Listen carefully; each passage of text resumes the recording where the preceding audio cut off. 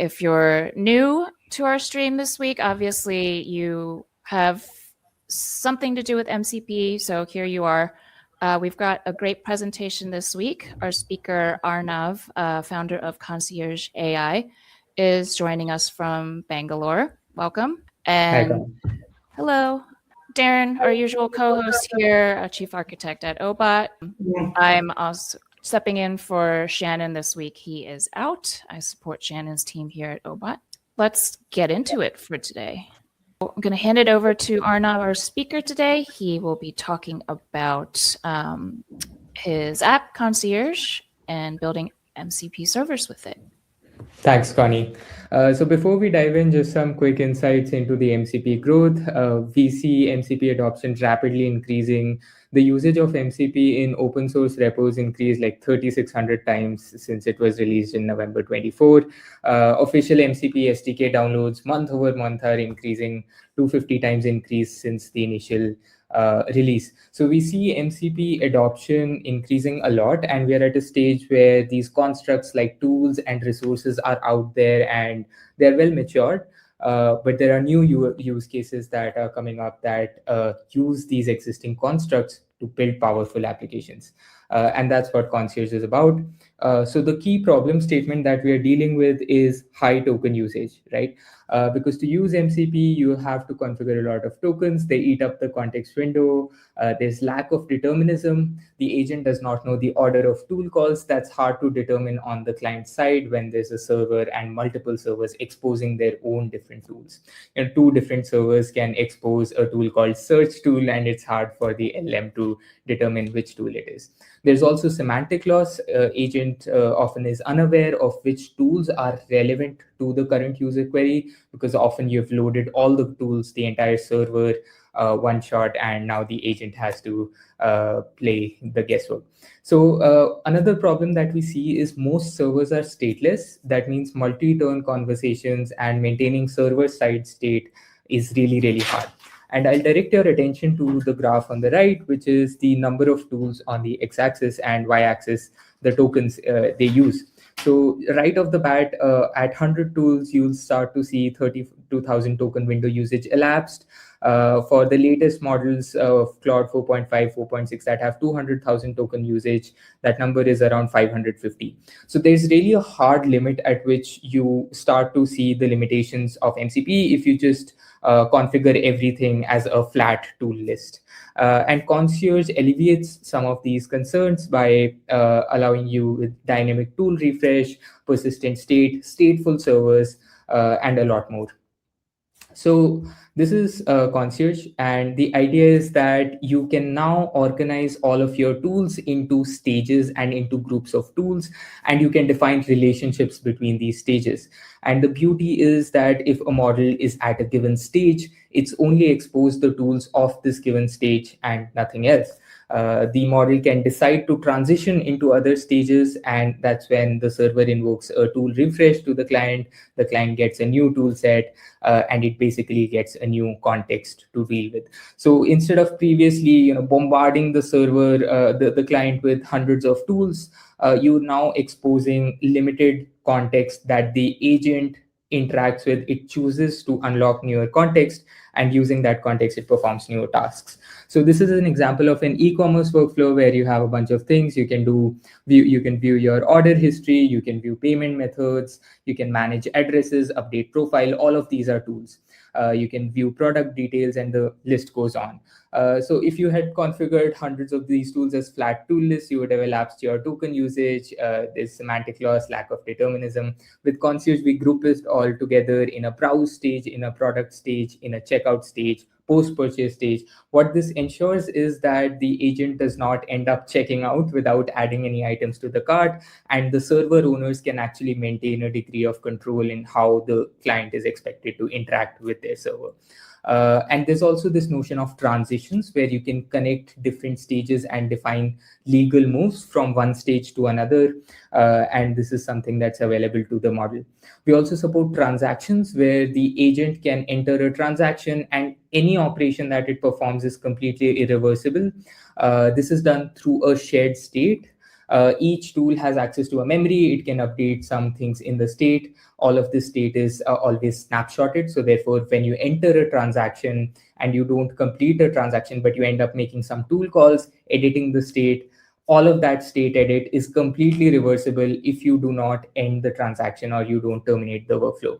And this is really helpful if the agent was stuck in between, it couldn't figure out how to accomplish the desired goal, or if the user asked you to do something else, you're not stuck in this half complete state. And therefore, Concierge is more useful for workflows that alter the state of the system, that are dealing with high stake scenarios, that perform like permanent automations. All of this is backed by Postgres, and the complete thing is fully stateful. So there's a stage local state and there's a global state. So things like credentials, user preferences, all of this is always accessible to all the tools. If one of the tools just updates that as a state, other tools can easily access. And this also takes the burden of responsibility from the LLM. Instead of the LLM getting the output from one tool and passing that as input to the other, all of this is also a lot of directed towards the server side, where one tool can update its result and the other tool in the future can access that result. And of course, you get analytics, observability, user management, rate limiting, and a lot of other features. This is the infrastructure of Concierge. So there's two basic layers of Concierge. The first is the deployment platform, where using the UI, using the CLI, using the SDK, you can upload your app and give it to Concierge. We have real-time analytics that provide you with graphs, with insights into top tools, throughput, error rates, visualizations, a lot more. Log service that is backed by open source that provides real-time stream of logs, up to terabytes of log storage. Evaluations, where we provide LLM as a judge, stress test. This is really interesting. I'll actually talk more about this later in the demo, where you can have LLM as a judge and mock thousands of conversations and check how the server is reacting to it. On the second side of things, we have the serving engine, which exposes sticky sessions, high availability MCP, multi-pod setup, auth, which is a basic Kubernetes app with a couple of replicas. Actually, turns out deploying MCP in high availability for multi-turn stateful modes is hard, because one of the replicas can produce a session ID during initialization, and you always have to make sure that the same session ID is redirected to the same replica. So the Concierge serving engine takes care of it, makes sure load balancing is correct. We always send the same request to the same replica, so that way each of it knows of the existing state, and when the client wants to connect and interact with the server, it always resumes from the same state. We also have other third-party integrations. You can export all of this data to Datadog. You can have PagerDuty alerts on top of it. A lot of other interesting stuff. Concierge is completely Apache 2.0 open source. So you can bring your own cloud. You can install this on your own infrastructure and get the benefits as well. So now let's go to a quick demo. So this is the Concierge homepage. You get a small playground, and we'll actually see this in action and see how Concierge helps. So this is a MySQL migration workflow. So this is a typical fast MCP server that's meant to perform a database migration for you. And you have a bunch of tools like draining connections, creating a backup, validating the backup, applying migrations, validating state, running smoke tests, switching traffic. A bunch of tools where the agent is supposed to make sense out of this and perform ambiguous user tasks. And here we've just registered this as a typical MCP app. On the other side, we have Concierge, which also uses MCP as the transport layer, but it provides its own state and its own constructs that make it really easy for agents to interact with the server. And all you do is you create an MCP instance and give it to Concierge. And now your app has superpowers.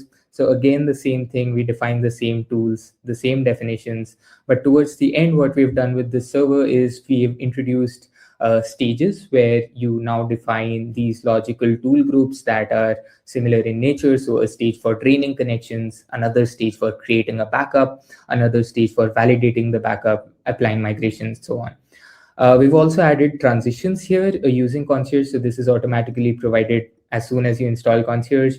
And with this, you direct that the sequence of operations that, hey, after drain connections, you can only create a backup. You create a backup, you validate a backup, and once you have validated the backup, only then can you apply a migration. And this enforces this flow of order to the client by dynamic tool refresh and limited context visibility at each point of time. So I think let's actually deploy this again with Concierge CLI. It just takes one command. You can do Concierge deploy. Within a second, you'll have a public link. Within a few seconds, the link is up. For convenience, I have actually deployed both of these servers on a public URL, and let's actually test them out and compare how they work. So conveniently, Concierge homepage also offers a playground where you can bring your own server, you can connect to it, you can bring the other server, and let's also connect to that. So these two servers are the same things that we just discussed side by side. On the left, we have flat tool lists where you have all 9 tools exposed as independent tools and the agent can do anything with it. On the right, you just made one line of code change, made it a concierge workflow, and now this is a much more opinionated MCP server where you only have drain connection, which is the first step, and then you can proceed to other stages, which is a task, which is a tool, and you can terminate session. So let's just say, hey, perform a database migration for me for the month of Jan 26. And let's see what happens.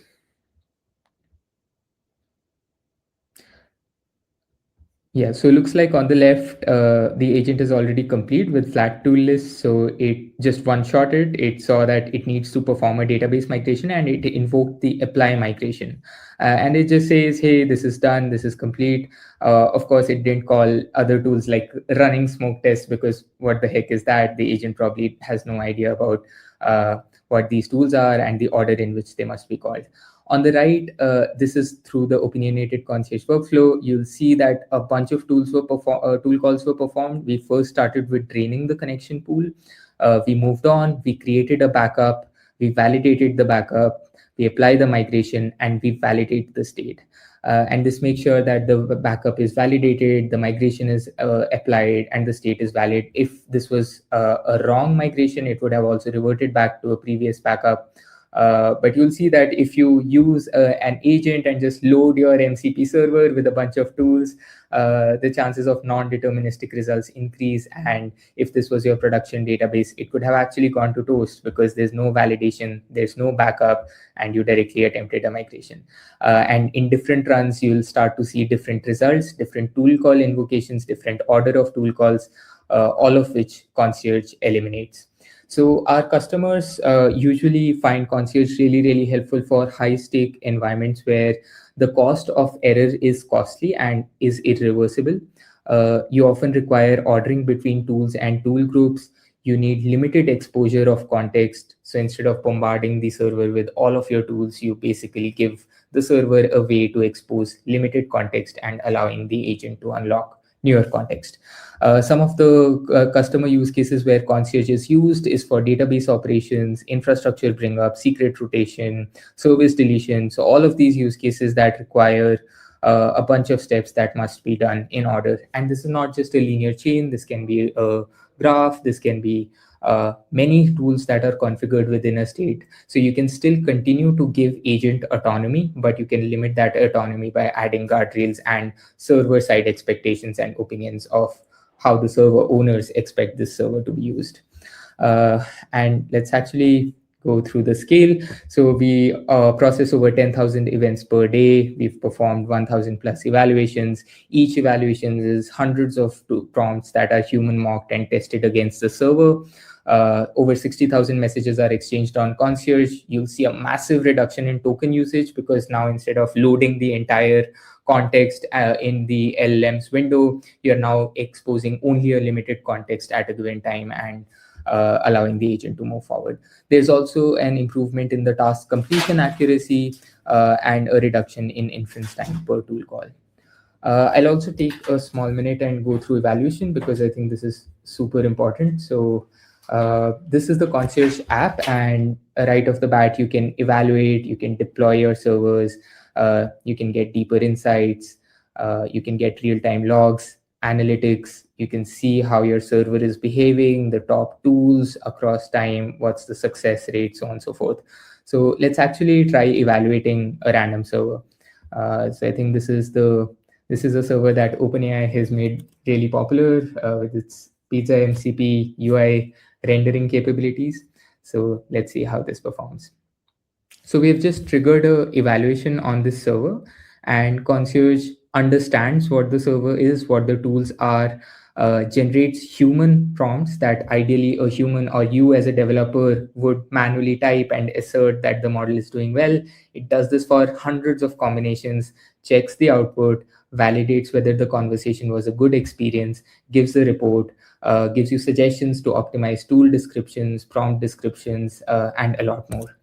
Uh, and coming back, we have a lot of other things planned as well. We have an approval mode where you can have just mark a tool with a destructive action, and Concierge dynamically renders a UI in the client chat, asking the user whether they want to approve or reject.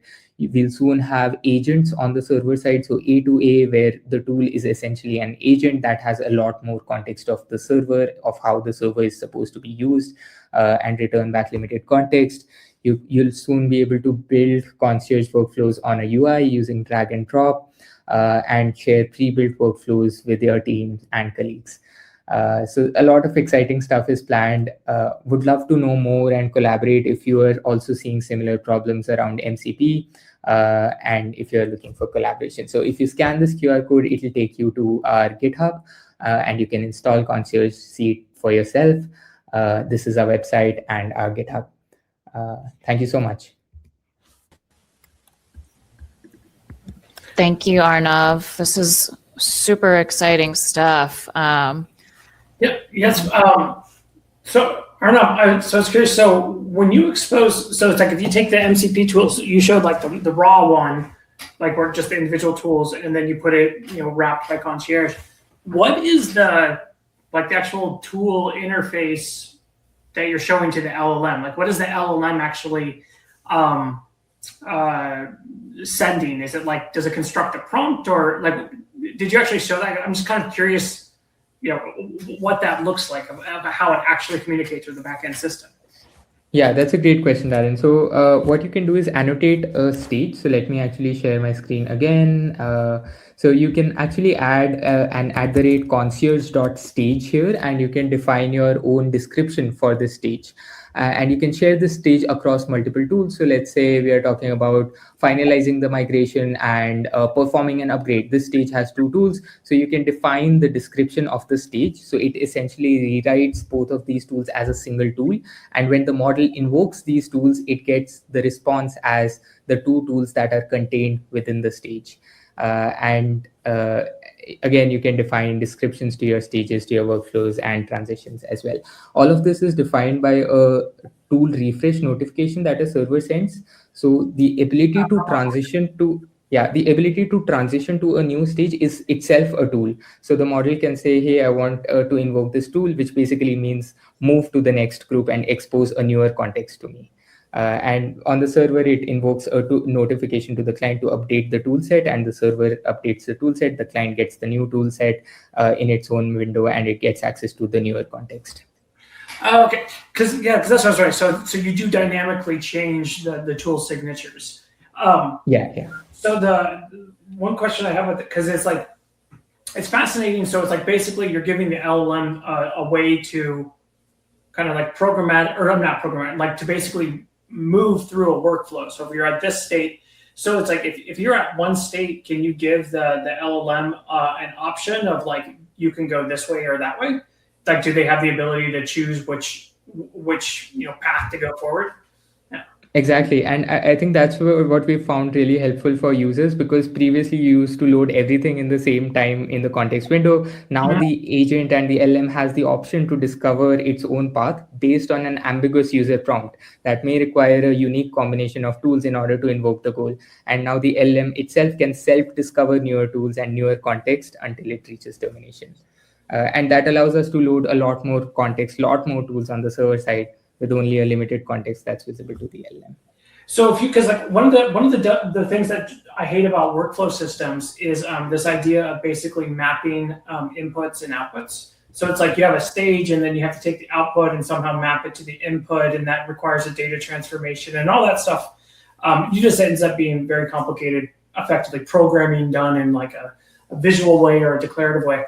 But it sounds like the way that you've done this is like the inputs to each step in the workflow, like the inputs would actually come from the LLM. Like so the LLM would form what's the input to the next stage. Is that correct? Yeah, that's correct. And you can even not define a workflow. So you can even define these unique stages, which are tool groups. And these are exposed as flat tool lists to the LM, right? So if you have 100 tools, you define them in 10 groups. You can just choose to have them unconnected, and there's always available. If they're connected, then we make sure that the next stages are visible once you transition to a newer stage. That's really fascinating. So, I mean, what do you say about like the idea? Because I know there's as soon as you swap out the tools, you then break off the caching. So is that a concern for you if you're changing tool signatures? Yeah, so I think the advantage we get from changing the tool signatures and exposing newer context, managing the LM's context window is a lot more. So for these high reliable, high stake use cases where the cost of error is too high, users would prefer to unlock and dynamically navigate through tool sets and let go of performance or caching, because that's probably a few milliseconds of delay that they get. And dynamically exposing new tools is much better option. Like another thought is because like, with the MCP, because if you're dynamically switching out tools, like one thing is like the LLM loses any historical context of like what tools were previously available. So it's kind of like you're swapping out its memory, its state of the world. Because I was wondering, because like the kind of the counter of what's happening is like with like the coding assistants is like everyone's like, oh, we'll use CLIs and stuff. And so the interesting thing is like if you have if you kind of like delegate this all down to like CLI calls or whatever, and you dynamically change things kind of at that layer, the LLM actually would see how things change because it looks at history, so it knows like the context. It's like, have you run into any problems with that where it's like, because it doesn't really know, oh, like previously, like on the previous stage, I had these tools available, but it doesn't know that anymore. Like that's gone. And because now it's only at this stage. Is that like an advantage or a disadvantage or, yeah, have you seen, Yeah, and this also depends on how you implement the client. So the client itself, when it connects with the MCP host, it can choose to always append the previous historical messages in the request history when it makes a new message call to an LLM inference provider. So it can always choose to pass the previous 9 messages. So the LM provider always has context of what has happened before. And this can also be done on the server side, that assuming you have a very large context window, it gets elapsed. So server can gently provide as a simple prompt that, hey, you are on step 5 of a workflow that has 10 steps. You're currently navigating XYZ. This is what you need to do. So this can both be done on the client. Usually on the clients, at least the Concierge client that you'll see always provides these last few messages as context when it appends a newer message to the conversation. So the model always have historical context. But this can also be done on the server side. Interesting. Oh yeah, because it does. Oh yeah, because I run into problems with like some LLM providers where like it doesn't like if you dynamically change the tool names, because in the history it has like tool IDs that refer back to tool names that previously existed. So I had to do weird hacks of like keep the tool name but then like blank it out and stuff. But no, this is fascinating because I've seen really good success with prototyping similar systems kind of to this, where it's like much more basic, which is kind of like you create a tool which is like you feed the input in, and then the result of the tool tells the LLM like kind of what to do next. So then you completely gate the behavior, like you can completely control or constrain the behavior of the LLM because you have this programmatic interface where it's like, well, they can't do that because this thing breaks it. It's like this idea of having the LLM has to follow very specific rules, and then you can constrain it. So this is really neat. It's really fascinating. Is it all open source? Because you had said you could. Yeah, completely open source, Apache 2.0, so users can clone and bring this in their own infrastructure.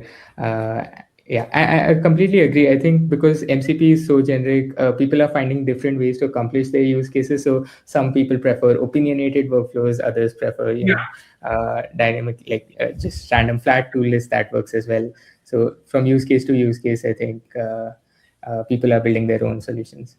Yeah, and I think I like the approach you've done here, because I'm not a fan of workflow, a lot of the workflow based solutions, because they're so rigid.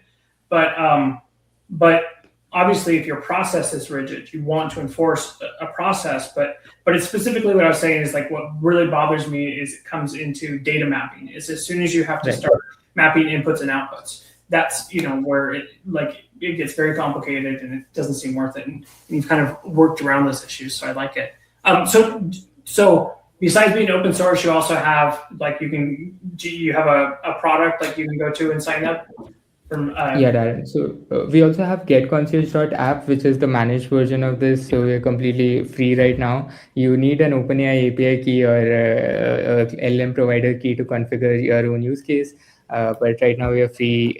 We are working with enterprises for larger scale deployments. That's when we charge a bit. If you need dedicated tenants, you need reserved VMs and whatnot.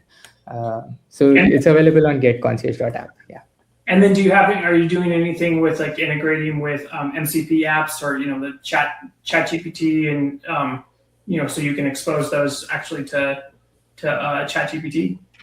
Yeah, we are actually working on that. So in the future, you will soon be able to load JavaScript files, HTML, and they can load on the client side. And again, because this is all powered and backed by MCP, we can conform to the same stuff that's happening in MCP. But now you have a lot more power, like stateful servers and whatnot. So that's in progress. It should be available shortly. Yeah. Okay. Yeah, there's a question about, would MCP tasks be a good method for these types of workflows? It seems like you guys kind of take it to the next level with that. Yeah, that's a great question, Jordan. This can be done. It depends on both tool and tasks would be great. It depends on the use case completely. If it's a long running tool, you probably want to go with the task. If it's a short thing that you still want an opinionated, you still want to be in an opinionated flow, you can still continue with tools. So depends on the use case. Both I would say are possible. So would love to know what you think. Do you have support for tasks, like proper MCP tasks? Not yet, but we have that in the roadmap. Not yet. Yeah, I'm not a fan of MCP tasks. It's not it didn't make sense to me. It's not to me. It's not grounded in an actual use case. I don't know where you can possibly use it because there's no clients, nothing integrates with it. It doesn't. So everything I'm seeing is it makes more sense to have a tool call, just return back a result, which is like, oh, here's an ID, and you can check later. That's what everyone's doing these days. So I actually I've yet to see tasks be useful. But if someone could figure out something with them, that'd be great. True. Yeah. Well, we'll see. Thank you so much, Arnav, for joining us today. As you mentioned, you can go to getconcierge.app to check it out. And I think that wraps it up for today. Thank you, everyone. We'll see you not next week, but the week after. All right. All right. Bye.